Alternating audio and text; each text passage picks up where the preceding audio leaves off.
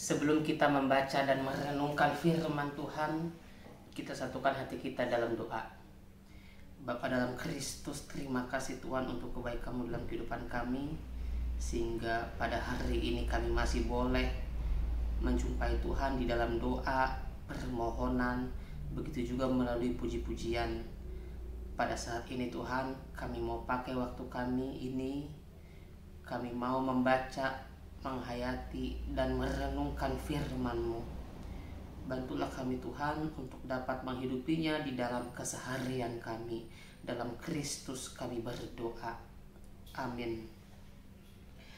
Firman Tuhan yang menjadi landasan bagi kita semua pada hari ini, Senin tanggal 29 September 2025, yaitu yang tertulis dalam 2 Timotius pasal yang pertama, ayatnya yang ke-12. Demikian dikatakan, itulah sebabnya aku menderita semuanya ini, tetapi aku tidak malu, karena aku tahu kepada siapa aku percaya, dan aku yakin bahwa Dia berkuasa memeliharakan apa yang telah dipercayakannya kepadaku hingga pada hari Tuhan.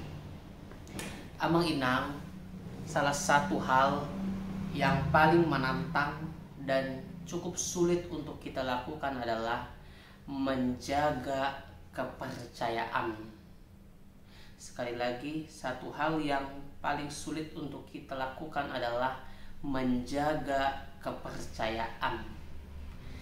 Kita tahu bahwa dalam hidup ini akan ada selalu godaan, akan ada selalu ajakan kepada kita untuk mengkhianati sebuah kepercayaan. Kalau mungkin Amang Inang misalnya punya anak, lalu Amang Inang pesankan, kalau nanti pergi, tolong anak-anak jangan lupa sapu rumah, jangan lupa dipel rumahnya. Tapi rupanya karena keasikan dengan gadgetnya, dia lupa dengan kepercayaan yang telah diletakkan kepada dia. Itu satu contoh sederhana bahwa ada begitu banyak hal-hal dalam dunia ini yang mengganggu, menghilangkan fokus kita. Dalam hubungan kita kepada Tuhan, kita tahu bahwa panggilan kita sebagai umat manusia adalah untuk memuji dan memuliakan Tuhan.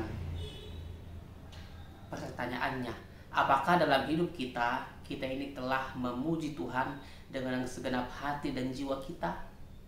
Atau masih banyak hal dalam dunia ini yang acap kali mengganggu, menghilangkan fokus kita? Kalau kita pergi ke gereja, ada beberapa orang yang bisa asik dengan gadgetnya, mulai sampai di gereja sampai kepada pulangnya. Dia tidak ikut menghayati setiap lagu yang dinyanyikan. Dia tidak ikut menghayati khotbah yang disampaikan oleh hamba Tuhan. Dia asik dengan dunianya. Ini juga menjadi tantangan bagi kita. Kita ingin hidup kita itu senang mulu. Kita ingin hidup kita itu happy mulu dengan apa yang kita inginkan.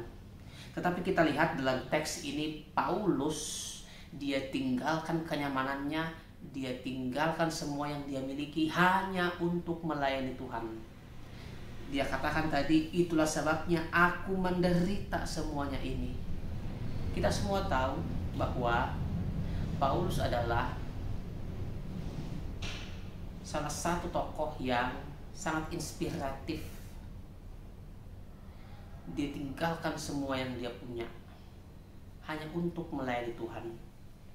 Sehingga itulah sebabnya dia memberikan pesan kepada Timotius supaya tetap kuat untuk menjalani pelayanannya. Lihat saya, aku telah menderita semua ini, tapi aku tidak malu. Mungkin kita, ketika kita ada dalam puncak kehidupan, lalu kita jatuh, pasti kita malu. Kita kehilangan segalanya. Maka kita kehilangan kepercayaan diri juga. Tapi Paulus di sini demi melayani Tuhan dia tidak malu. Sehingga inilah yang ingin dia tularkan kepada Timotius, supaya dia juga melakukan hal yang sama. Demi pelayanan kepada Tuhan jangan ada yang malu, tapi lakukanlah itu dengan sepenuh hati. Sebab apa? Tuhan telah mempercayakan itu kepadanya. Jabatan kerasulan yang dilekatkan kepada Paulus itu adalah sebuah bentuk kepercayaan. Dan Timotius juga telah dipercayakan oleh Tuhan untuk melayani dia. Sekarang kita semua Amang Inang yang mendengarkan renungan ini, kita semua dipercaya oleh Tuhan untuk melakukan kehendak-Nya. Lalu pertanyaannya, apakah kita sudah melakukannya dengan segenap hati dan jiwa kita? Mari kita renungkan. Jika sudah, ayo kita teruskan dengan penuh kasih setia. Jangan mundur, jangan kecut dengan begitu banyaknya tantangan. Kalau kita masih belum melakukan, mari Tuhan undang kita. Tuhan katakan kepadamu, kepada saya, kepada kita semua, bahwa kepercayaan itu telah dilekatkan kepada kita, sehingga kita harus melakukan itu sebagai sebuah kewajiban. Tuhan memberkati kita semua menjadi pewarta kerajaan Allah dan menjadi representasi kehadiran Tuhan di dunia ini. Amin. Kita berdoa. Bapa dalam Yesus Kristus, terima kasih Tuhan untuk segenap kebaikan-Mu dalam hidup kami. Engkau telah menyapa kami Tuhan pada pagi ini. Kau ingatkan kami bahwa Engkau telah menyampaikan mandat yang kudus kepada kami, supaya kami menjadi pewarta kerajaan Allah dalam kehidupan kami, di dalam pekerjaan kami, di dalam langkah tindak tanduk kehidupan kami Tuhan. Oleh sebab itu, topanglah kami. Kami ingin menjadi alat-alat Tuhan. Segala tantangan yang mungkin menghambati kami mohon Tuhanlah yang menghempang semuanya itu, supaya kiranya kasih Tuhan semakin dinyatakan melalui hidup kami. Ya Tuhan, kami mau mulai aktivitas kami pada hari ini. Kami mohon Tuhanlah yang menyertai, supaya semuanya boleh seturut dengan kehendak Tuhan. Dalam nama Tuhan Yesus Kristus kami sampaikan doa kami. Amin. Bapa kami yang di sorga, dikuduskanlah nama-Mu. Datanglah kerajaan-Mu, jadilah kehendak-Mu di bumi seperti di sorga. Berilah kami pada hari ini makanan kami yang secukupnya, dan ampunilah kami akan kesalahan kami, sama seperti kami juga mengampuni orang yang bersalah kepada kami. Dan janganlah bawa kami ke dalam pencobaan, tetapi lepaskanlah kami daripada yang jahat. Karena Engkau yang punya kerajaan dan kuasa dan kemuliaan sampai selama-lamanya. Amin.